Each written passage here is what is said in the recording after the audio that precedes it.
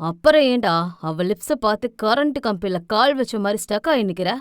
அவன் மனமே அவனை காரி துப்பியது. அவ்வளவுதான், பொங்கிவிட்டான் அவன். யார் சொன்னது?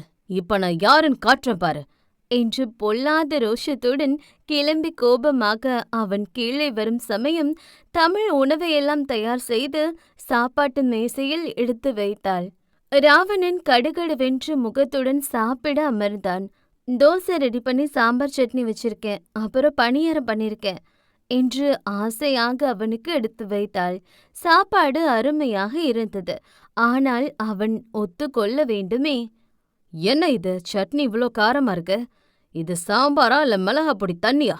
தேங்காய் சட்னி கெட்டு போன மாதிரி இருக்கு. பழச கொண்டு வந்து வச்சியா?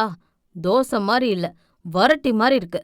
தண்ணி என்ன எந்த டேஸ்டும் இல்ல என வேண்டுமென்றே குறி சொல்லிக் கொண்டிருந்தான். தண்ணி எப்படி டேஸ்டா இருக்கும்? இருக்கணும், நான் கேட்டா நீ அப்படிதான் கொண்டு வந்து குடுக்கணும் என்றான் கோபமாக. இவருக்கு என்ன ஆச்சு? கொஞ்சம் முன்னாடி தானே நல்லா பேசினாரு, இப்ப என்ன என எண்ணிக்கொண்டவள் அந்த பணியாரத்தை எடுத்து அவன் தட்டில் வைத்தாள். இது நல்லா இருக்கும், சாப்பிட்டு பாருங்க. என்ன இது? பணியாரம் சூப்பரா இருக்கும். அவன் எடுத்து சாப்பிட்டு பார்த்தான். சுவை அருமையாக இருந்தது. ஆனால் அதை தூக்கி சுவற்றில் அடித்தவன், மண்ணு மாதிரி இருக்கு, இத மனுஷன் திப்பானா? உனக்கு சமைக்க தெரியலன்னா தெரியலன்னு சொல்லு. அதை விட்டுட்டு எந்த கருமத்தையாவது பண்ணி என்ன டென்ஷன் டேஷ் பண்ணாத என்றான் கோபமாக. தமிழுக்கு கஷ்டமாக இருந்தது. அவள் முகமே வாடி போனது. தனக்காக இத்தனை கஷ்டப்பட்டு சண்டையிட்டானே என்று அவள் அவசரமாய் ஆசையாய் அவனுக்காக பணியாரம் செய்தாள். ஆனால் அவனோ அதை தூக்கி வீசி அவளை காயப்படுத்துகிறான். உங்களுக்கு பிடிக்கலையா? பிடிக்கல, இதை என் வீட்டு நாய் கூட திங்காது, அவ்வளோ கேவலமா இருக்கு என்று தட்டை தூக்கி வீசினான். அவள் முகம் வாடி போனாள். நீ முதல்ல வெளியே போ என்றான் கோபமாக. நொடிக்கு ஒரு முறை அவன் மனநிலை மாறிக்கொண்டிருந்தது. அவள் வருத்தமாக அந்த பணியாரத்தை எடுத்துக்கொண்டாள். அவள் வாடிய முகத்துடன் செல்வதைக் கண்டு தலையை கோதி கொண்டவனுக்கு அவனை நினைத்தே கோபமாக வந்தது. அவளை இவ்வளவு கேவலமாக திட்டிருக்க கூடாதோ என்று தோன்ற வேகமாக அவன் வெளியே ஓடி வந்தான் அவளை தேடி. ஆனால் அதற்குள் தமிழ் ஆட்டோவில் ஏறி சென்றிருந்தாள்.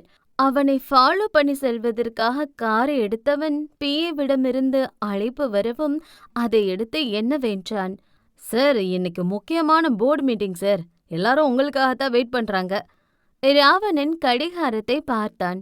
இப்பொழுது அவன் மீட்டிங் போயாக வேண்டும் என்பதால் மனமே இல்லாமல் ஆபீஸ் கிளம்பி சென்றான். அத்தியாயம் 51. அந்த மேசையில் பட்பட் என்று பேனா கொண்டு தட்டி கொண்டிருந்தவளின் பார்வை சற்று தள்ளி இருந்த அந்த கும்பல் மீதுதான் இருந்தது. ஜானு படிக்கும் காலேஜ் பல பணக்கார வீட்டு பிள்ளைகள் மட்டுமே படிக்கும் காலேஜ் என்பதால் அங்கே படிக்கும் பல ஸ்டூடெண்ட் ப்ரொஃபஸருக்கு அடங்கி செல்வதே இல்லை.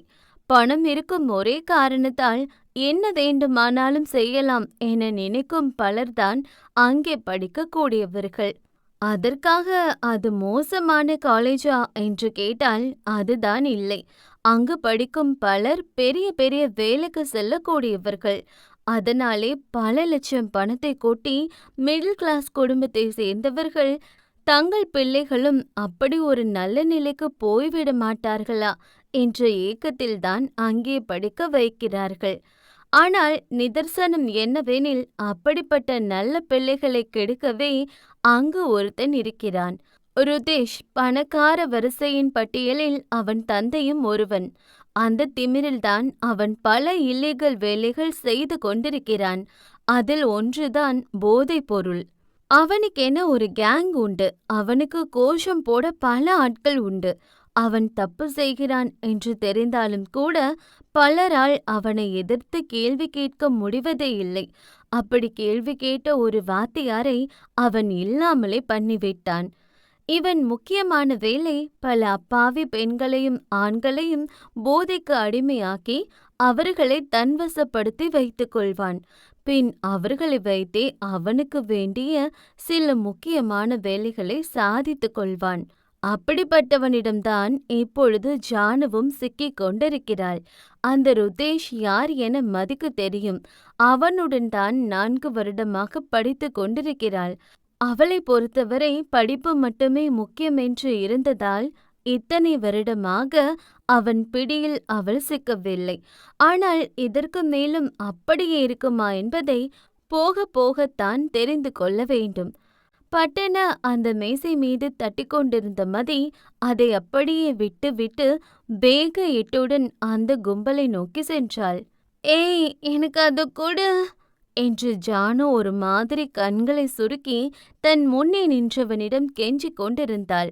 அவனோ அவள் கேட்டதை கொடுக்காமல் அவள் இடையை பிடித்து இறுக்கி கண்ட இடத்தில் அவளை தொட்டு கொண்டிருந்தான். மதி அந்த கும்பல் அருகே போய் நின்றாள். அவளுக்கு இதெல்லாம் செய்ய வேண்டிய அவசியமில்லை. அவர்கள் பணத்தில் கொழுத்த எருமைகள். அவர்களிடம் வைத்து கொண்டால் அவள் நிலை என்னவாகும் என்பதே தெரியாது. இருந்தும் ரம்யா சொன்னது அவளுக்கு ஞாபகம் வந்தது. நீ அவளுக்கு பிரச்சனை வரும்போது பார்த்துக்கணும். அதை யோசித்து பார்த்தவள் சட்டென ஜானுவை அழைத்தாள். ஜானு! ஜானு மட்டுமல்ல, அந்த மொத்த கும்பலும் அவளை திரும்பி பார்த்தது. மதி இத்தனை வருடத்தில் யாருடனும் பேசியதே இல்லை. அவள் உண்டு, அவள் படிப்புண்டு என்று இருக்கக்கூடியவள். அந்த கூட்டத்தில் ருதேஷ் இல்லை. ஆனால் அங்கிருந்த அத்தனை பேரும் அவன் உண்மையான விசுவாசிகள். ஜானு என்னவென்பது போல் பார்த்தாள். ஓ, உன்னை ஃபேக்கல்டி கூட்டிட்டு வர சொன்னாரு. என்ன போய் சொன்னாள். ஜானு தலையை சொரிந்தாள். அவ அப்புறமா வருவான்னு போய் சொல்லு. அவள் இடையை தடவி கொண்டிருந்தவன் ஒரு மார்க்கமாக சொன்னான். இல்ல, இப்பவே கூட்டிட்டு வர சொன்னாங்க. இல்லைன்னா எக்ஸாம் எழுத முடியாதுன்னு சொன்னாங்க. வாய்க்கு வந்ததை அடித்து விட்டாள்.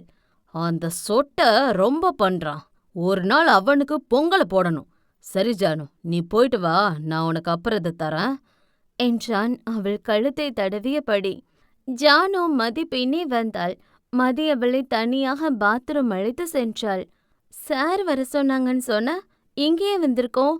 சார் உள்ள இருக்காரா என்று கிண்டல் செய்து சிரித்த ஜானு கொஞ்சம் மாத்திரை எடுத்து கொண்டாள் போலும். மதி ஜானுவின் கையை இறுக்கி பிடித்தாள். என் கையை விடு, எனக்கு வலிக்குது. ஜானு, நான் சொல்றத கேளு. நீ அந்த மாத்திரை போடக்கூடாது. அது உனக்கு நல்லதில்ல. அதை போட்டா உனக்கு என்ன ஆகுதுன்னு உனக்கே தெரியாது. அதை யூஸ் பண்ணி உன்னை யாரு வேணாலும் என்ன வேணாலும் பண்ணலாம். அப்படியா? ஐயோ, எனக்கு பயமா இருக்கே என்று சிரித்தாள் ஜானு. நான் நிஜமா தான் சொல்றேன் ஜானு. ஏய், கைய விடுடி. நீ என்ன பண்றேன்னு புரியுதா ஜானு? ஏன்னா அவள் சொல்லிக் கொண்டிருக்கும் பொழுதே சில பெண்கள் ரெஸ்ட் ரூம் போக உள்ளே வந்தார்கள். ஏய், என் கைய விடுடி. என்ன கேள்வி கேட்க நீ யாரு என்று அத்தனை பேரின் முன்பும் மதி கன்னத்தில் ஓங்கி அறைந்தாள் ஜானு. ஓ வேலை டேஷ பாருடி. இன்னொரு முறை என் வழியில வந்தா உன்னை கொன்னுடுவேன் என்று மிரட்டியவள் அவள் ஜீன்ஸ் பேண்ட் உள்ளே கைவிட்டு கொஞ்சமாயிருந்த மாத்திரை வடிவில் இருந்த ஏதோ ஒன்றை நசுக்கி மூக்கில் வைத்து உறிஞ்சினாள். அந்த போர்ட் மீட்டிங் சின்சியராய் நடந்து கொண்டிருந்தது. ஆனால் அதற்கும் எனக்கும் சம்பந்தமே இல்லை என்பது போலே எங்கோ வெறித்து பார்த்தபடி அமர்ந்திருந்தான் ராவணன். அவன் எண்ணமெல்லாம் ஒருத்தியை பற்றி மட்டுமே இருந்தது.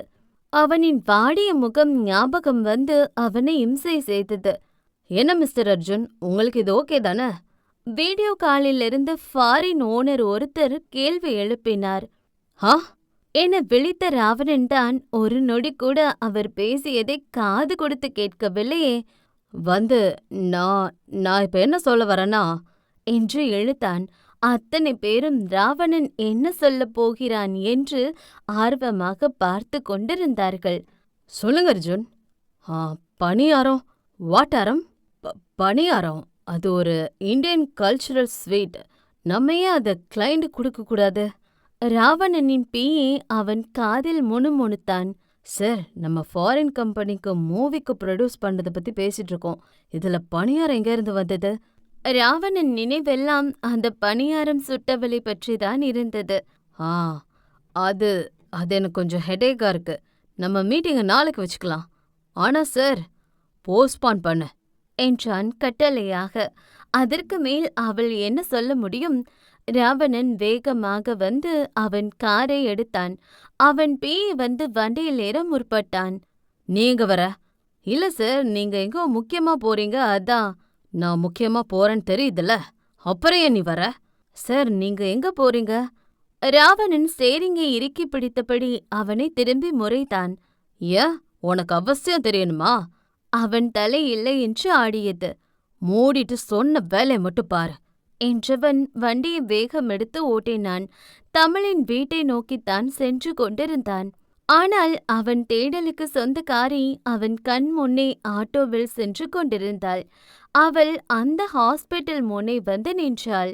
ஒருவேளை அந்த பாப்பாவை பார்க்க வந்திருப்பாளோ என்று எண்ணிக்கொண்டவன் காரை பார்க் பண்ணிவிட்டு வரும் முன்னே தமிழ் காற்றாய் மறைந்து விட்டாள். அந்த குழந்தை இருக்கும் வார்டுக்கு சென்றான். ஆனால் அங்கே குழந்தையும் இல்லை, தமிழும் இல்லை. ராவணன் ஒவ்வொரு இடமாக தேடிக்கொண்டே வந்தான்.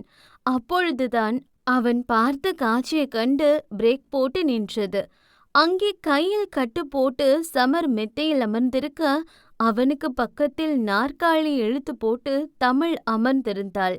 இவள் எதையோ ஆர்வமாக சொன்னபடி கொண்டு வந்த டிஃபன் பாக்ஸை திறந்தாள். சமர் அதைவிட ஆர்வமாகவும் ரசனையாகவும் அவளை ரசித்து பார்த்து கொண்டிருந்தான். அவளுக்கு வேண்டுமானால் அந்த பார்வையின் அர்த்தம் புரியாமல் இருக்கலாம். ஆனால் அதில் PhD முடித்த ராவணனுக்கு புரியாமல் இருக்குமா என்ன? இந்தாங்க சமர் பணியாரம் என்று அவள் எடுத்து நீட்டினாள். அவன் அடிபட்ட கையை நீட்ட முயன்று பின் வலியில் சுருங்கினான். ஷ் என்றான். ஐயோ, வலிக்குதா? இருங்க, அப்ப நானே ஊட்டி விடுறேன் என்று இவள் அந்த பணியாரத்தை சமருக்கு ஊட்டிவிட, அவன் கண்களில் காதல் மின்ன அந்த பணியாரத்தை வாங்கிக் கொண்டான். பெட்ரோல் இல்லாம, டீசல் இல்லாம, அம்பட்டையே தீப்பெட்டி கூட இல்லாம நெருப்பெரியுமா? இதோ ராவணன் வயிறு கொழுந்து விட்டு எரியுதே. ஒரு கைதான் அடிபட்டுச்சு, இன்னொரு கை என்ன உடஞ்சா போச்சு அப்படின்னு நான் சொல்லல. இது நம்ம ராவணனோட மைண்ட் வாய்ஸ். அவன் கண்கள் கோபத்தில் சிவந்தது. கடுப்பில் அந்த ஜன்னல் கம்பியை பிடித்தவன் அவன் கழுத்தை பிடிப்பதாக நினைத்து அந்த கம்பியை பிடிக்க, அதுவோ வளைந்து நெளிந்து போனது. அப்போ எந்த அளவுக்கு கோவமா இருப்பான்? நீங்கள்ல நான் இந்நேரம் என் நிலைமை என்ன ஆகிருக்கும்னே யோசிக்க முடியல சமர். அவள் ஃபீல் பண்ணி சொல்ல, சமர் மெல்ல இன்னொரு கரத்தால் அவள் கரத்தை பிடித்து ஆறுதல் படுத்தினான். அம்புட்டுதான், இங்க ராவணன் இருக்க நிலைமையை பார்த்தா வயிற்றெரிச்சல் அணைக்க ஃபயர் என்ஜின் தான் வரணும்னு நினைக்கிற. அத்தியாயம் 52. அவள் கரம் அவன் கைகளுக்குள். நான் கூட மொக்க வாங்கிருவீங்கன்னு நினைச்சேன். பரவாயில்ல, நல்லதா ஃபைட் பண்ணீங்க, ஏதோ எனக்கு தெரிஞ்ச அளவுக்கு. அவன் பம்மிக்கொண்டே சொல்ல அவள் சிரித்து விட்டாள். சில நொடி இருவரின் விழியும் ஒன்றாய் சங்கமித்தது. தேங்க்ஸ், அவள் மனதிலிருந்து சொன்னாள். எதுக்கு? நான் உதவி கேட்ட போதெல்லாம் உங்களால செய்ய முடியாம போயிருச்சு. ஆனா நான் உதவி கேட்காமலே பண்ணிருக்கீங்க. அதுக்கு. என்ன நடந்துச்சு? நீங்க எப்படி அங்க வந்தீங்கன்னு எதுவும் கேட்க மாட்டேன். ஆனா உங்களை அந்த இடத்துல பார்த்ததும் நான் ஒரு நிமிஷம் உறைஞ்சு போயிட்டேன் என்றவனின் கண்களில் ஏதோ ஒன்றை அவளால் உணர முடிந்தது. ட்ராக் மாறி போவதை உணர்ந்தவள் அந்த டிஃபன் பாக்ஸை எடுத்தாள். அப்பொழுதுதான் ராவணனும் அந்த காட்சியை பார்த்திருந்தான். தமிழ் ஒன்றும் சமரை பார்க்க வரவில்லை. அவன் அங்கே அட்மிட் ஆகியிருப்பது கூட அவளுக்கு தெரியாது. அவள் மகாவை பார்ப்பதற்காகத்தான் வந்திருந்தாள். அப்பொழுதுதான் சமரை யதார்த்தமாக பார்த்தாள்.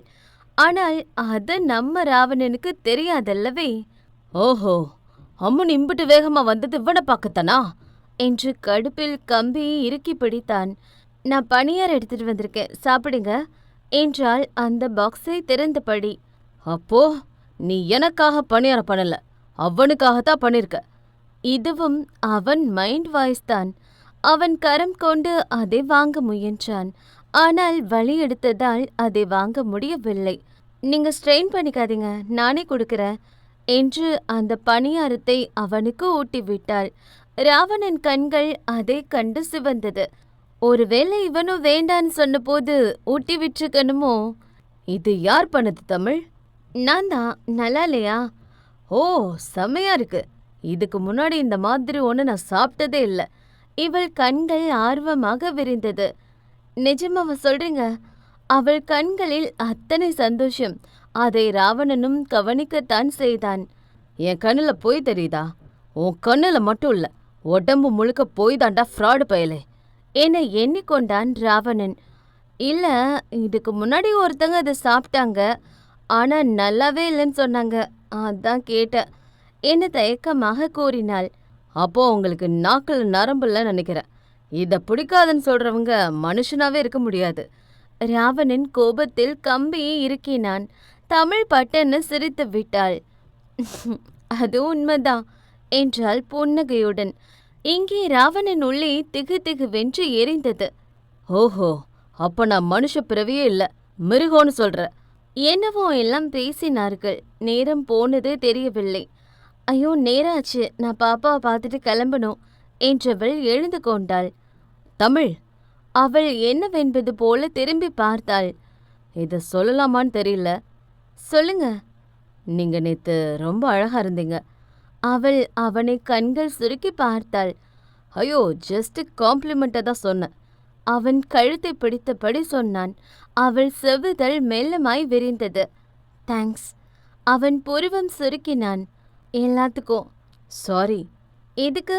அவள் புரியாமல் கேட்டாள். எல்லாத்துக்கும் அவளை போலவே சொன்னான். அப்புறம் நீங்களும் கொஞ்சம் ஓகேவா தான் இருந்தீங்க. அப்படின்னா? அவள் சொன்னதற்கான அர்த்தம் அவனுக்கு புரியவில்லை. இங்க ரொம்ப வெளிச்சமா இருக்குல்ல சம்மர்? ஆமா, ஏன்?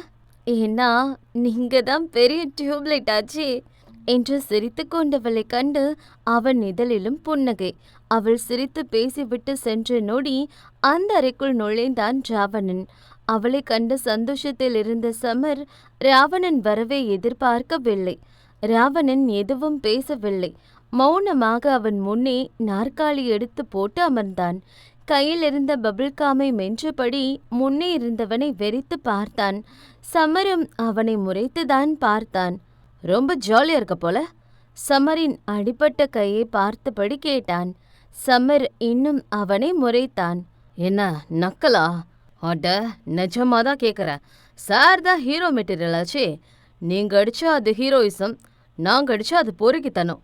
நீங்க கிஸ் கொடுத்தா அது ரொமான்டிக், அதுவே நாங்க கொடுத்தா ஹராஸ்மெண்ட். நீங்க செஞ்சா சரி, நாங்க செஞ்சா தப்பு. அப்படித்தானே? அப்படித்தானே ஊரு நம்புது.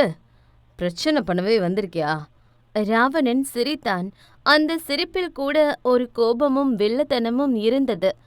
நான் இல்ல, நீதான் தப்பான பாதையில வந்து பிரச்சனை பண்ற.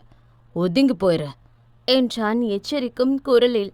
சமர் சிரித்தான். அவன் எதை சொல்கிறான் என்று அவனுக்கு தெளிவாக புரிந்தது. தமிழ் நேத்து உன் கூட தான் வந்தாங்கன்னு எனக்கு தெரியும். உங்களுக்குள்ள என்ன இருக்குன்னு எனக்கு தெரியாது. நீ அவங்கள எப்படி பார்க்கறன்னு தெரியாது. ஆனா ஒன்று மட்டும் தெரியும். ராவணன் என்னவென்பது போல பார்த்தான். தமிழுக்கு எப்போவுமே உன்ன மாதிரி ஒருத்தனை பிடிக்காது. அவளுக்கு நீ செட் ஆகவும் மாட்ட. எதுவும் ட்ரை பண்ணாத. பிகாஸ் நீ நினைக்கிற மாதிரி பொண்ணு அவ இல்லை. ராவணன் இதழை வளைத்து ஒரு லுக்கு விட்டவன் கைதட்டி சிரித்தான். அதென்ன, யாரை பார்த்தாலும் தமிழ் உனக்கு ஏத்த பொண்ணு இல்ல, அவன் நீ நினைக்கிற மாதிரி பொண்ணு இல்லைன்னு சேம் டைலாக் சொல்றீங்க. என்ன ரைட்டர் மேடம் எழுதி கொடுத்து பேச சொன்னாங்களா? ஏண்டா என்னை கெட்டவனாவே ப்ரொஜெக்ட் பண்றீங்க? பின்ன நீ என்ன நல்லவனா என்று சமர் நக்கலாக கேட்டான். நான் நல்லவல்லப்பா, அயோக்கியந்தான், நான் அதை ஒத்துக்கிறேன். ஆனா நீ நல்லவன் மட்டும்தான் சொல்ல முடியுமா? உன்னை பத்தி எல்லாமே அவளுக்கு தெரியுமா என்ன? சமர் முகம் மாறியது. கெட்டவங்கன்னு சொல்றவங்கள கூட நம்பலாம், ஆனா நான் தான் நல்லவன்னு சொல்றவன நம்பவே கூடாது. வேணா அர்ஜுன், தமிழை விட்டு தள்ளி நில்லு. ராவணன் சிரித்தான். இல்லைனா என்ன அடிப்பியா? என்ன அடிப்பியா? தமிழ் விஷயத்துல ஏதாவது தப்பு நடந்தா அதுக்காக நான் என்ன வேணாலும் பண்ணுவேன். ரியலி என்று சமர் அருகே முகத்தை கொண்டு சென்றவன், உன் முன்னாடி அவளை நான் டச் பண்றேன், உன்னால ஒண்ணுமே பண்ண முடியாது. ஏய்! சமர் கோபமாக கத்தினான். ஏய், கூல் கூல் என்று இதழை சுழித்தவன் அவனை சுவாரஸ்யமாக பார்த்தான். சும்மா தான் சொல்லி பார்த்தேன். ஆனா நீ இவ்ளோ டென்ஷன் ஆகிறது பார்த்தா கண்டிப்பா பண்ணணும்னு தோணுது. அவளை தொட்டா உன்னை என்ன பண்ணுவேன்னு எனக்கே தெரியாது அர்ஜுன். நீ என்ன பண்ணுவேன்னு நானும் பார்க்கணும்டா. அதுக்காகவாவது இதை பண்ணுவேன். அவளை சொன்னா உனக்கே அப்படி எரியுது. என்ன லவ்ஸா? சமர் முகத்தை திருப்பினான். அப்போ லவ்ஸ் ரியலி? உனக்கு சர்ப்ரைஸ் வச்சிருக்க. பட் அது உன் பர்த்டேக்கு தான். அதுக்குள்ள உடம்ப சரி பண்ணிக்கோ டூட் என்று அவன் அடிபட்ட கையில் ஒரு அடியை போட்டான்.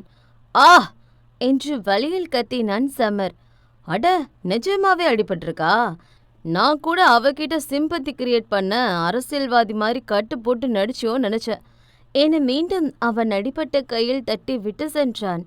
மா என்று அவன் வலியில் கத்துவதை கேட்டு இவனுக்குள் ஒரு ஆனந்தம். இரவு நெடுநேரமாகி உறங்கியதால் அதிகாலை எழுவதற்கு கொஞ்சம் தாமதமாகி போனது ரம்யாவுக்கு. அவள் எழுந்து பார்க்கும் பொழுது பிசா கடையிலிருந்து அவளுக்கு பல போன் கால் வந்திருந்தது. ஐயோ என்று நெற்றியினை பிடித்தவள் அவசரமாய் கிளம்பி கடைக்கு செல்ல, கடையில் அத்தனை பேர் முன்னே அவளை அர்ச்சனை செய்து விட்டார் ஓனர். பழைய ரம்யாவாக இருந்திருந்தால் அங்கு நடப்பதே வேறு. ஆனால் இப்பொழுது அவள் இருக்கும் இந்த வேலையாவது தக்க வைத்து கொள்ளவே பொறுமை காத்தாள். இனி லேட்டா வந்த உன வேலை வெட்டி தூக்கிடுவேன் என்று திட்டி ஆர்டர் கொடுத்தார்கள். ரம்யா அந்த ஆர்டரை எடுத்துக்கொண்டு வந்த இடம் அதே கவின் வீடு. மறுபடியும் இவனா என்று பெருமூச்சு விட்டவள் அந்த வீட்டின் காலிங் பெல்லை அடித்தாள். உள்ளவை என்று வீட்டின் பாத்ரூம் உள்ளே இருந்து ஒரு சத்தம். நான் என்ன இவன் வேலைக்காரியா என்று எண்ணிக்கொண்டபடி அந்த பார்சலை வைத்துவிட்டு திரும்பும் வேலை பட்டென்று அந்த வீட்டின் கதவு மூடப்பட்டது. கதவை லாக் செய்து அந்த சாவியை எங்கோ தூக்கி வீசினான் கவின். ரம்யா புருவம் சுருங்கியது. என்ன பண்றீங்க சார்? நீ எப்படி என்ன பழிவாங்க என் தங்கச்சி யூஸ் பண்ண நினைச்சியோ அதே மாதிரி இப்ப நான் உன்னை பழிவாங்க உன் கற்பை யூஸ் பண்ண போறேன். என்ன உளறிட்டு இருக்கீங்க? வழி விடுங்க. எனக்கு அடுத்த ஆர்டர் எடுத்துட்டு போக டைம் ஆச்சு. உன்னால எங்கேயும் போக முடியாது. நீ பண்ணதுக்கு நான் திருப்பி கொடுக்க போறேன் என்றான் அவன் கோபமாய் முறைத்து. லூசு, தள்ளியாங்கிட்ட காமெடி பீஸ் மாதிரி உளறிட்டு இருக்காம என்று விலகி செல்ல பார்த்தவளின் கையை பிடித்து முறுக்கியவன் அவள் கன்னத்தை பிடித்து தன்னை பார்க்க செய்தான். எனக்கு வலிக்கிற மாதிரி உனக்கும் வலிக்க வேண்டாமா? அதுக்கு நான் உன்னை ரேப் பண்ண போறேன்டி என்றான் ஒருவித வெள்ள புன்னகையுடன். அத்தியாயம் 53. நான் உன்னை ரேப் பண்ண போறேன் என்று அவளை நகர விடாதபடி வழி மறித்து நின்றான் கவின். அவளுக்கு அவனை பார்க்கும் பொழுது சிரிப்புதான் வந்தது. ஏய், எதுக்குடி சிரிக்கிற? நான் உன்னை ரேப் பண்ண போறேன்னு சொல்ற, சிரிக்கிறியா நீ? ஓ சரி என்றவள் ஒரு முறை சுற்றி பார்த்தாள். என்னடி தப்புக்க வழி தேடுறியா? இல்ல, படுக்க இடம் தேடுற. எத? கவின் முகத்திலோ அதிர்ச்சி. பின்ன நின்னுக்கிட்டே எப்படி ரேப் பண்ண முடியும்? ஆமா, கட்டில் எங்க இருக்கு என்றபடி அவள் பாட்டுக்கு பெட்ரூம் தேடி சென்றாள். ஏய், இது ஏன் வீடு, நில்லுடி. ஆமா, இப்ப யாரு வேணும்னு சொன்னது என்றபடி எப்படியோ அவன் பெட்ரூமை தேடி கண்டுபிடித்தவள் அவனுக்கு சிரமம் வைக்காமல் அந்த கட்டிலில் போய் அமர்ந்து விட்டாள். இவள் என்ன செய்கிறாள் என புரியாமல் பார்த்து கொண்டிருந்தவனுக்கோ அவள் செயல் அதிர்ச்சியை கொடுத்தது. ஏய், நீ என்ன பண்ற என்றான் கொஞ்சம் திக்கி. உனக்கு கஷ்டம் கொடுக்க கூடாதுன்னு நானே வந்து உக்காந்துட்டேன். சரி, எப்படி ரேப் பண்ண போற? ஏதாவது ஐடியா வச்சிருக்கியா? என்ன மாதிரி ட்ரை பண்ணலான் இருக்க என அடுக்கடுக்காக கேட்டவளை கண்டு அவன் ஆவென வாயை பிளந்தான். இதுவரை அவன் கேள்விப்பட்டவரை ரேப் என்றால் பெண்கள் கத்தி அழத்தானே செய்வார்கள். இவள் என்ன அனைத்தையும் உல்டாவாக செய்து கொண்டிருக்கிறாள். என்ன மேன், இன்னும் அங்கே நிக்கிற? வா என்றாள் பக்கத்து இருக்கையை கை காட்டி. கவின் இப்பொழுது என்ன செய்வதென்று தெரியாமல் முழித்து கொண்டு நின்றான். நீ பயப்படுறன்னு நினைக்கிற, நானே உனக்கு சொல்லித்தரவா? ட்ரெஸ்ஸு கழட்டிடுவா என்று அவள் போட்டிருந்த பீஸா டிஷர்ட்டை கழட்ட முயல. ஏ என்று கண்களை மூடினான் அவன். என்னப்பா, கழட்ட வேணாமா? அப்படியே எப்படிப்பா ரேப் பண்ணுவ? இருப்பா, கழட்டிடுற. ஐயோ வேணாம், நீ தானே ரேப் பண்ண போறேன்னு சொன்ன. இப்போ பண்ற மூடு இல்லை, நீ முதல்ல வெளியே போ என்றான் வாசலை கை காட்டி. மூடு இல்லையா? ஆனா எனக்கு மூடு இருக்கு. இப்ப நீ என்ன ரேப் பண்ற, அதை நான் பார்க்கணும் என்று அந்த இடத்தை விட்டு நகர மறுத்து விட்டாள். அவனுக்கு எங்காவது போய் முட்டிக்கொள்ளலாம் என்று இருந்தது. ஐயோ, இப்ப நீ போறியா இல்லையா? முடியாது. நீ பண்ணலேனா என்ன, நான் ஒன்று பண்ற என்று மெல்ல அவனை நெருங்கி சென்றாள். கவின் சுவரோடு முட்டி நின்றான். ஏ ஏ என்ன பண்ற என்றான் திக்கி திணறி. பார்த்தா தெரியலையா, ரேப் என்று அவன் சட்டை பட்டனை ஒவ்வொன்றாய் கழட்டினாள். அவன் பயத்தில் எச்சில் விழுங்கினான். அவள் அவன் மார்பில் கோலம் போட, ஐயோ போடி என்று அவளை மெத்தையில் பிடித்து தள்ளிவிட்டவனாய் பதற்றத்துடன் கண்ணை மூடி மூச்சை இழுத்து விட்டான். ரம்யா நக்கலாய் இதழை கலற்றியபடி மெத்தையில் ஒரு பக்கமாய் சாய்ந்து படுத்து அவனை ஏறிட்டாள். மொசு பிடிக்கிற நாய மூச்சு பார்த்தா தெரியாது என எண்ணிக்கொண்டவள் மீண்டும் அவன் முன்னே போய் மில்லிமீட்டர் இடைவெளியில் நின்றாள். ஏய் டோமரு, அவன் கண் விழித்தான். ரேப்க்கு ஸ்பெல்லிங் தெரியுமா? கவின் அவளை முறைத்து பார்த்தான். என்ன இதெல்லாம்? கொஞ்சம் நக்கலாகத்தான் கேட்டாள். ரேப்புன்னு சொன்னா பயப்படுவேன்னு நினைச்சேன். யாரு? நானு? ஆமா, பொதுவா எல்லாரும் பயப்படுவாங்க தானே. ஏண்டா, நான் தெரியாம தான் கேட்குறேன். கற்பு எங்களுக்கு மட்டும்தானா? ஏன் ஆம்பளைங்களுக்கு இல்லையோ? புள்ள பெத்துக்கிறதால எங்களுக்கு மட்டும்தான் கற்பு இருக்குன்னு முத்திரை குத்திட்டீங்களோ? கவின் அமைதி ஆனான். கற்பு உடம்புல இல்ல, மனசுல தான். இன்னொரு முறை இதை வச்சு பிளாக்மெயில் பண்ணன்னு வை, அடுத்த முறை நானே உன்னை ரேப் பண்ணிடுவேன் என்றாள் மிரட்டும் தோரணையில். கவின் ஒரு பார்வை பார்த்தான். நீ முழிக்கிறத பார்த்தா இப்பவே பண்ணணும் போலையே என அவள் டிஷர்ட்டை கழட்ட முயல அவனும் அந்த அறையை விட்டு வேகமாக வெளியே ஓடினான். அவன் தூக்கி எறிந்த சாவியை வெறித்தனமாக தேடினான். இதை சுவாரஸ்யமாக பார்த்தபடி மாடிப்படிகளில் ஒவ்வொரு அடியா எடுத்து வைத்து நடந்து வந்தாள் ரம்யா. சாவி இன்னும் கிடைக்கல போல, அப்ப நடத்திட வேண்டியதுதான் என இவள் நக்கலாக சொல்ல, அவன் எப்படியோ சாவியை தேடி பிடித்து நிமிரும் வேளை ரம்யா அவன் முன்னே வந்து நின்றாள். அவன் மேல் மூச்சு கீழ் மூச்சு வாங்கினான். சாவி கிடைச்சிருச்சு, நீ போலாம் என்றான் பதட்டமாய். அவள் அந்த பதட்டத்தை ரசித்தாள். நீ 90s கிட்டா? கொஞ்சம் கிண்டலாக கேட்டாள். ஆமா, எப்படி தெரியும்? ரம்யா அவனை மேலும் கீழும் பார்த்தாள். அதான் பார்த்தாலே தெரியுதே, இதை கண்டுபிடிக்க நாசா சயின்டிஸ்ட் வேறு வரணுமா என்று அந்த கதவு வரை சென்றாள். அவன் அப்பொழுதுதான் கொஞ்சம் நிம்மதி பெருமூச்சு விட்டான். ஏய் டோமர், அவன் திரும்பினான். எனக்கு என்னமோ நீ அதுக்கெல்லாம் சரிப்பட்டு வரமாட்டேன்னு தோணுது. நீ ஏன் ஒரு நல்ல டாக்டரை பார்க்கக்கூடாது? எதுக்கு? ரம்யா அவனை ஒரு தினசாக பார்த்தாள். அவள் பார்வை சென்ற இடத்தை பார்த்தவன், அடிங்க நிசத்தடி என்று துரத்தி செல்ல ரம்யா அதற்குள் ஓடியே விட்டாள். ச்சே, ஒருவேளை நிஜமாவே நம்ம செக் பண்ணணுமோ? அடச்சே, அந்த லூசு சொல்றத கேட்டு உன் மான கேட்ட மனசு ஏன் இப்படி யோசிக்குது? அவளுக்கு நம்ம பயம் காட்டலான்னு பார்த்தா இவன் நமக்கு பயம் காட்டிட்டு போயிட்டாளே என்று பெருமூச்சு விட்டு கொண்டான். சரியான லம்பாடி பொம்பளையா இருப்பா போல. இவகிட்ட கொஞ்சம் ஜாக்கிரதையா தான் இருக்கணும். அதே சமயம் வண்டியில் சென்று ரம்யா உதட்டை கடித்து சிரித்து கொண்டாள். கவினிடத்தில் வேறு யாராக இருந்தாலும் அவர்கள் மண்டையை பொழந்து மாவிலுக்கு வைத்திருப்பாள். ஆனால் ஏனோ அவனிடம் மட்டும் அவளுக்கு கோபமே வரவில்லை. அந்த ஹாலின் நடுவே விடிய விடிய உறங்காமல் எங்கோ வெறித்து பார்த்தபடி அமர்ந்திருந்தான் ராவணன். வழக்கத்தை விட கொஞ்சம் தாமதமாகவே வந்திருந்தாள் தமிழ். ஹாலில் ஒருவன் பிடித்து வைத்த பிள்ளையார் போல அமர்ந்திருப்பதை கொஞ்சம் கூட கண்டு கொள்ளாதவள் அவள் பாட்டுக்கு வீட்டை துடைப்பது, மாப் போடுவது, நாய்க்குட்டிக்கு பால் வைப்பது, சாப்பாடு செய்வது என்று அவள் வேலையில் மட்டுமே கவனமாக இருந்தாள். அவளுக்கு அவன் மீது கோபம் நேற்று நடந்த சம்பவத்தால். அவனிடம் பேசினால்தானே பிரச்சனை, அதனால் பேசாமல் நம்ம வேலை மட்டும் பார்ப்போம் என்று அவள் எண்ணிக்கொண்டாள். ராவணனோ சிவந்த விழியுடன் அவளைத்தான் பார்த்து கொண்டிருந்தான். அவள் ஒரு முறையாவது தன்னை பார்ப்பாளா என்று காத்து கொண்டிருந்தான். 1 மணி நேரம் கழித்து தமிழ் அவனிடம் வந்தாள். சார், டீ போடவா என்று கேட்டாள். ராவணன் பதில் சொல்லாமல் அவளை முறைத்து பார்த்தான். நான் குத்துக்கல் மாதிரி உட்காந்துருக்கேன், உனக்கு இப்பதான் கேட்கணும்னு தோணுச்சா? வீடு சுத்தம் பண்ணிட்டு தானே சார் போட முடியும்.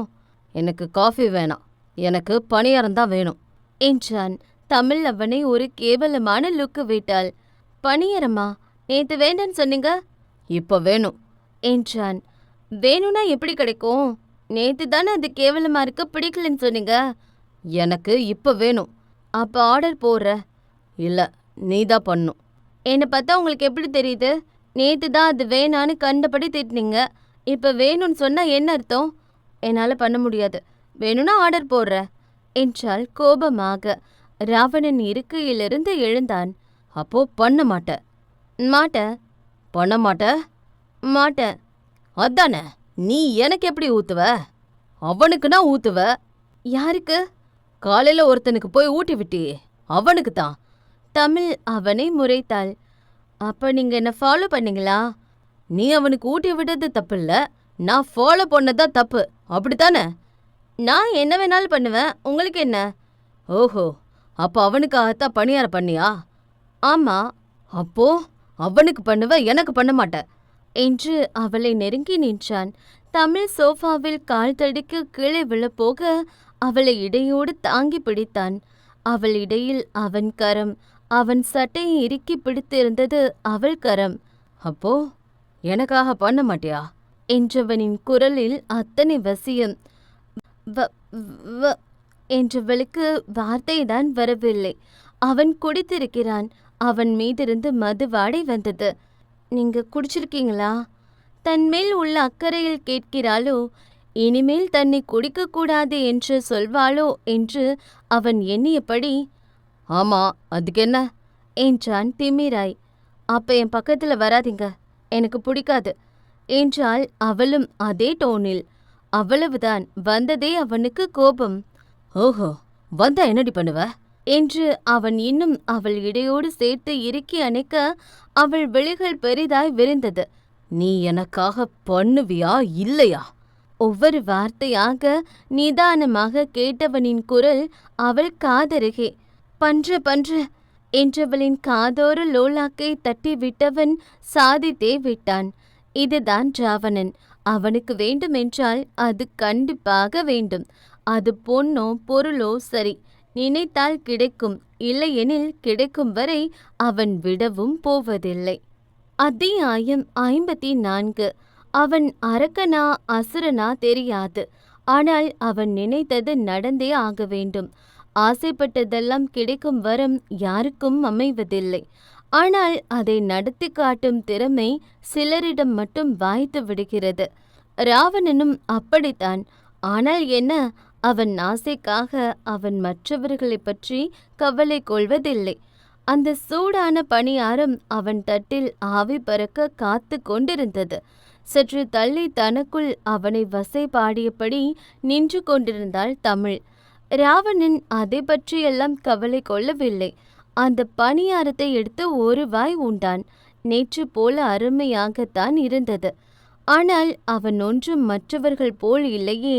உள்ளதை உள்ளபடி சொல்லிவிட, என்னதான் அவன் மீது கோபம் இருந்தாலும் அவன் என்ன சொல்லப் போகிறான் என்ற எதிர்பார்ப்பும் அவளிடம் இருக்கத்தான் செய்தது. தமிழுக்கு அவள் அன்னையின் கைப்பக்குவம். சமையலில் அவள் கெட்டிக்காரி. அவள் வைத்த மொத்த பணியாரத்தையும் உண்டவன் அவளை மேல நிமிர்ந்து பார்த்தான். அவன் என்ன சொல்லப் போகிறான் என்ற ஆர்வம் அவளிடத்தில். அவன் சொன்ன அளவுக்கு அப்படி ஒன்றும் இதுல ஸ்பெஷலா இருக்க மாதிரி தெரியலையே என்றான் அவளை வெறுப்பேற்றும் விதமாய். இனிமே பணியார வேணும்னு வாங்க, அப்ப வச்சுக்கிற என்று வாய்க்குள் முணுமுணுத்து கண்டவளை கண்டு அவனுக்கு ஒரு சுவாரஸ்யம். ஏய், எதுனாலும் என் முன்னாடி நின்னு சொல்லுடி. எனக்கு என்ன பயம், நான் முன்னாடியே சொல்லுவேன் என்று அவனை திரும்பி பார்க்கும் வேளை அவன் அவள் அருகே. அதே காந்த விழிகள். சொல்லு. எனக்கு என்ன பயம்? இனிமே நீங்க என்ன கேட்டாலும் தரவே மாட்டேன். நிஜமாவா? அவள் அருகே அவன்.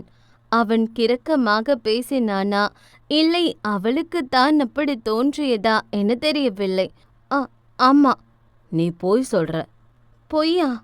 ஆமா, நான் கேட்டா நீ தருவ என்றவன் மெல்ல அவள் காதோரம் அடங்க மறுத்து எட்டி பார்த்த குட்டி முடிகளை பட்டும் படாமல் அவள் குட்டி காதின் பின்னே ஒதுக்கிவிட அவளுக்கு உடல் எங்கும் புல்லரித்தது. அவனின் சின்ன தொடுகைக்கு கூட.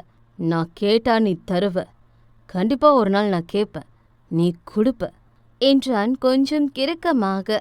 அவன் எதை சொல்கிறான் என்று அவளுக்கு தெரியவில்லை. எனக்கு என்னமோ நீயும் மற்ற பொண்ணுங்க மாதிரி தான் தோணுது. ஏன்?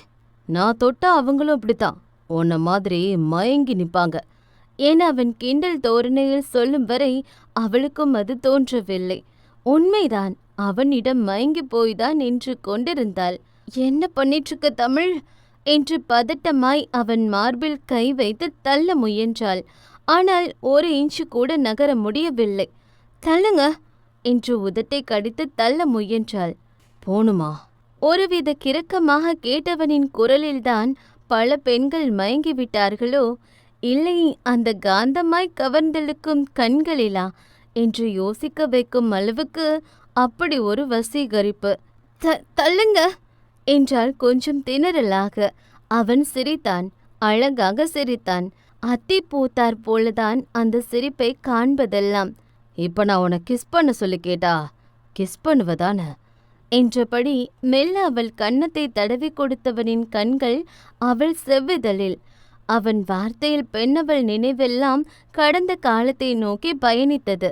உன்கிட்ட கிஸ் வாங்காம விட மாட்டேன்டி, இந்த ராவணனுக்கு தோத்து பழக்கம் இல்ல என்ற வார்த்தை அவள் மூளையில் அலாரம் போல் அடித்து செல்ல, அவளிடம் இருந்த மொத்த பலத்தையும் சேர்த்து அவனை தள்ளிவிட்டாள்.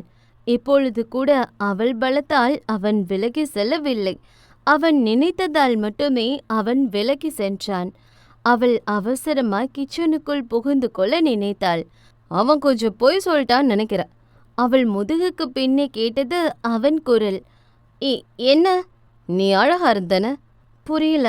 இல்ல, சோளக்கொல்ல பொம்மைக்கு ட்ரெஸ் போட்ட மாதிரி இருந்த உன்னையவே அழகா இருக்கான்னு சொல்றான்னா அப்போ யோசிச்சு பாரு அவன் எவ்வளோ காஞ்சு போயிருப்பான்னு.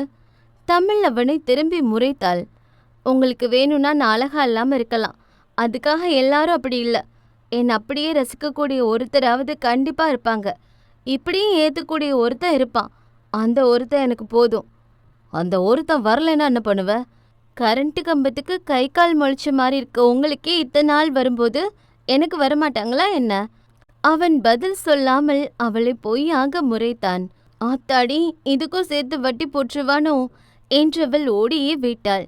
ராவணன் அப்படியே சோஃபாவில் விழுந்தான். கண்களை மூடினான். அந்த மூடிய இமைகளின் வழி அவளின் குண்டு வழிகள் வந்து போக அவன் இதழில் அனிச்சையாக ஒரு புன்னகை கீற்று. ராவணன் இப்படியெல்லாம் சிரித்து பல வருடம் ஆகிவிட்டது. ஆனால் இப்பொழுதெல்லாம் அவன் அடிக்கடி சிரிக்கிறான், அதுவும் அவளால். ஆனால் அது கடைசி வரைக்கும் நீடிக்குமா என்பது இங்கே கேள்விக்குறி. அவள் பால் அவன் கொஞ்சம் கொஞ்சமாக ஈர்க்கப்படுவதை அறிய மறந்தான் போலும். அந்த கண்ணாடியில் தன் சிவந்த பிம்பத்தை பார்த்து கொண்ட மதிக்கு அப்படி ஒரு கோபம் வந்தது. நல்லதுக்கு காலமே இல்லை என்பதை போல நல்லது செய்ய போய் அடி வாங்கி கொண்டாள். என்னாச்சு மதி, கண்ணு செவந்து போயிருக்கு? பக்கத்தில் அமர்ந்திருந்த பெண் ஒருத்தி அக்கறையில் கேட்டாள். ஒன்னுள்ளடி, இடிச்சுக்கிட்ட என்று பொய் சொன்ன மதி ஆண்கள் பக்கமாய் பார்வையை திருப்பினாள். அங்கே ஆண்களுடன் அமர்ந்து கண்கள் சொருக சிரித்து பேசிக் கொண்டிருந்த ஜானு அவளாகவே இல்லை. எப்படி வேணா போறா, நமக்கென்ன என்று எண்ணிக்கொண்டு கவனத்தை படிப்பில் செலுத்தியவள் கிளாஸ் முடிந்ததும் அவள் வழக்கமாக செல்லும் பஸ்ஸில் ஏறி செல்ல நினைத்தாள். ஆனால் அவள் போகும் வழியில் ஜானு ஒரு தினுசாய் நின்று கொண்டிருந்தாள். இவங்க என்ன பண்றா? என்னமோ பண்ணிட்டு போட்டோம், நமக்கு என்ன என்று அவள் விலகி செல்ல நினைத்தாலும் மனம் கேட்கவில்லை. ஆகவே ஜானுவிடம் போய் நின்றாள். ஜானு, அவள் திரும்பி பார்த்தாள். மதி, நீயா? என் கூடலாம் பேசுவியா என்றாள் குழந்தை போல் சிரித்து. ஜானுவுக்கு அவளை பார்க்கவே கொஞ்சம் வினோதமாகத்தான் இருந்தது. காலையில்தான் அவள் கன்னம் சிவக்கும் அளவுக்கு அடித்தவள் இப்பொழுது ஒன்றும் தெரியாதது போல கேட்கிறாள். அப்போ மார்னிங் என்ன நடந்துச்சுன்னு ஞாபகம் இல்லையா? என்ன நடந்துச்சு? அவள் சிறுபிள்ளை போல் கேட்டாள். அப்பொழுதுதான் மதிக்கு சில விஷயம் புரிந்தது. அதன் மாத்திரையின் வீரியம் எந்த அளவுக்கு இருந்தால் ஒரு விஷயம் நடந்தது கூட முற்றிலும் மறந்து போகும். ஒன்றும் இல்லை, நீங்க என்ன பண்ற? வீட்டுக்கு போலையா? என் அண்ணா வருவாங்க, ஆனா அண்ணா இன்னைக்கு பிஸி போல, அதான் எப்படி போறதுன்னு யோசிக்கிறேன். மதி திரும்பி பார்த்தாள். ஜானு சேர்ந்து சுத்தும் பொறுக்கி கேங் அந்த பக்கமாய் வந்தது. அவர்கள் கண்ணில் மட்டும் ஜானு பட்டால் நிச்சயம் ஏதாவது பேசி அவளை அழைத்து சென்று விடுவார்களோ என பயந்தாள். அப்ப நம்ம போலாமா என்றாள் அவசரமாய். ஜானு சிரித்தாள். ஆனா நீ யார் கூட சேர மாட்டேயே, நம்ம ஃப்ரெண்ட்ஸ் ஆக போறோமா? ஆமா வா என்றவள் அவள் கையை பிடித்து இழுத்து சென்றாள். அந்த ருத்தேஷ் கேங்கின் கார் அந்த மரத்தடி பக்கம் வந்து நின்றது. எதுக்கு ஸ்டாப் பண்ண? அந்த பின் சீட்டில் கூலிங் கிளாஸ் அணிந்திருந்தவனின் குரல் கர்ஜனையாக கேட்டது. இல்ல, அந்த ஜானுவை கொஞ்சம் முன்னாடி இங்கே தான் பார்த்தேன். அதான் இன்னைக்கு எப்படியாவது பேசி ரூம்க்கு கூட்டிட்டு போலான்னு பார்த்தேன். டிரைவர் சீட்டில் இருந்தவன் கொஞ்சம் வெள்ளத்தனமாய் சொன்னான். ஏய், இன்னைக்கு கிளப்ல முக்கியமான டெலிவரி இருக்கு, மறந்துட்டியா? போ என்றான் அவன் மிரட்டும் குரலில். அத்துடன் அந்த கார் அங்கிருந்து மூவாகி செல்லவே இவ்வளவு நேரம் ஒளிந்திருந்த மதி ஜானுவை அழைத்து கொண்டு வெளியே வந்தாள். ஜானு குழந்தை போல நடந்து கொண்டாள். நாம ஒளிஞ்சு பிடிச்சு விளையாடுறோமா மதி? மதி சிரிப்புடன் ஆமா என்றாள். அப்ப நம்ம திருடங்களா? இல்ல, போலீஸ். அப்ப திருடங்க யாரு? அவங்க கிட்ட இருந்து தான் நம்ம ஒளிஞ்சுக்கிறோம். வாவ், இந்த கேம் நல்லா இருக்கே. இனிமே அடிக்கடி நம்ம இந்த கேம் விளையாடலாம். நான் சொன்னா நீ ஒளிஞ்சுக்கணும், அதுவும் ஏதுக்குன்னு கேள்வி கேட்காம. ஓகே என்றவளை கண்டு மதிக்கு ஒரு விஷயம் மட்டும் புரிந்தது. ஜானு குழந்தைத்தனமான குணம் கொண்டவள்தான். ஆனால் இந்த போதைப் பொருள்தான் அவளை இப்படி அசுரத்தனமாய் மாற்றுகிறது என்று. ஜானு மெல்ல மதி கன்னத்தை வருடி கொடுத்தாள். உனக்கு எப்படி அடிபட்டுச்சு? அவள் அடித்தது கூட ஞாபகம் இல்லை. இடிச்சுக்கிட்ட என்று பொய் சொன்னாள். வலிக்குதா?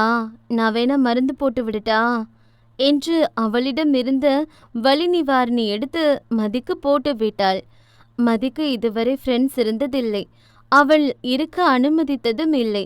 ஆனால் ஏனோ ஜானுவின் இந்த குழந்தைத்தனம் அவளுக்கு பிடித்தது. இப்படிப்பட்ட அப்பாவி பெண்ணையே அது முரட்டுத்தனமாய் மாற்றுகிறது எனில், ஏற்கனவே அசுரத்தனமாய் இருப்பவர்களை அது எப்படி மாற்றும் என்று நினைக்கும் பொழுதே மதி உள்ளம் நடுங்கியது.